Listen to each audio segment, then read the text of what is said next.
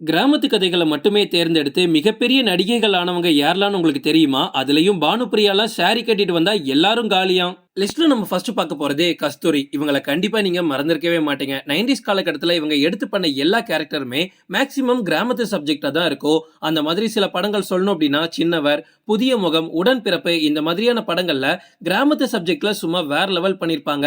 இவங்களை பாக்குறதுக்கே ஒரு குடும்ப பொண்ணு மாதிரி இருக்குங்க. இவங்க சேலை உடுத்திட்டு வந்தா போதும் அப்படியே நம்ம கிராமத்துல நடந்து வரக்கூடிய ஒரு பொண்ணை பார்த்த மாதிரி இருக்கும்.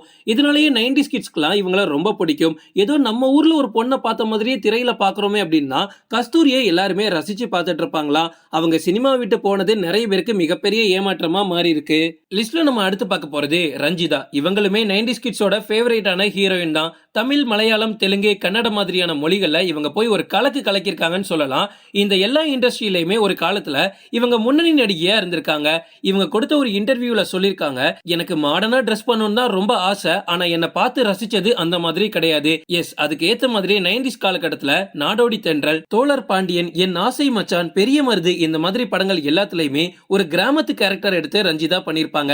இந்த படத்துல ரஞ்சிதா சாரி கட்டிட்டு வந்து நடிப்பாங்க. பாக்குறதுக்கு அப்படியே ஒரு கிராமத்து லுக் இருக்கும். இத பாத்துக்கிட்டு தான் ரஞ்சிதா அப்படினாலே கிராமத்து சப்ஜெக்ட் பண்றதுக்கு தான் ஏதுவான ஆள் அப்படின்னு பிக்ஸ் பண்ணிட்டாங்க.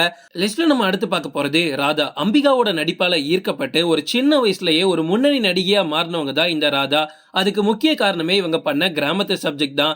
இவங்க அந்த டைம்ல சாரி கட்டிட்டு வந்தாலே எல்லாரும் அண்ணாந்து பாப்பாங்களா. இவங்க நடிச்ச சில படங்களை பாருங்க. பிக் பாக்கெட், ராஜாதி ராஜா, முதல் மரியாதை இந்த மாதிரி படங்கள் நடிச்சதுக்கு அப்புறமா ஒரு கிராமத்து கேரக்டர் பண்ணணும் அப்படின்னா அதுக்கு ராதாவை விட்டு ஆளே கிடையாதுன்னு சொல்ற அளவுக்கு வளர்ந்து வந்தாங்க.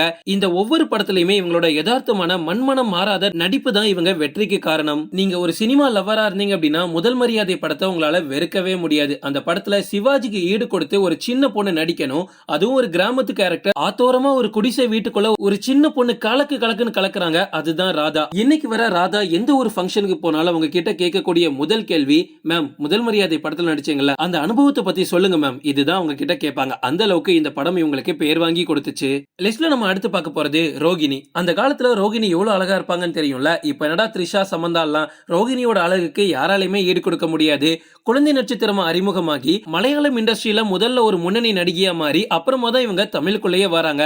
தமிழ்ல சிலம்பு, புது வாரிசு, தந்து விட்டேன் என்னை, பவுனு பவுனு தான் இந்த மாதிரி படங்கள் நடிச்சதுக்கு அப்புறமா ஒரு கிராமத்து பொண்ணா ரோகிணி பார்க்கப்பட்டாங்க. ஏதாவது ஒரு கிராமத்து கேரக்டர் பண்ணணும் அப்படின்னா தூக்கிட்டு வாங்கடா அந்த தங்கத்தன்ற மாதிரி ரோகிணி பக்காவா நடிச்சு கொடுப்பாங்க. லிஸ்ட்ல நம்ம அடுத்து பார்க்க போறது பானுப்பிரியா. பானுப்பிரியா அப்படின்னா இன்னைக்கும் நிறைய பேருக்கு அப்படி பிளஷ் ஆகும். அவ்வளவு பேர் இவங்கள ரசிச்சு பார்த்திருக்காங்க. பானுப்பிரியா திரையில வராங்கன்னு தெரிஞ்சாலே அந்த டைம்ல நம்ம தமிழ்நாட்டு இளைஞர்கள்லாம் அவ்வளவு வெக்கப்படும். தமிழ், தெலுங்கு, கன்னடம், மலையாளம் இந்த மாதிரி எல்லா இண்டஸ்ட்ரிக்கும் போயிட்டு ஒரு கலக்கு கலக்குனவங்க தான் பானுப்பிரியா.